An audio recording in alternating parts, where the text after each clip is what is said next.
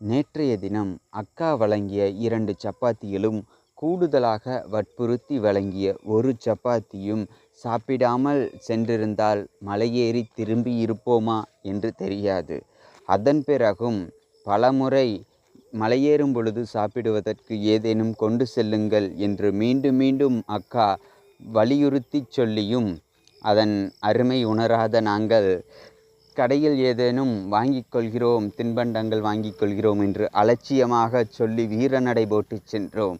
ஆனால் மலை ஏறியதும் பாதி மலை கடந்ததுமே 3 மலைகள் மொத்தம் இருக்கிறது என்றார்கள்.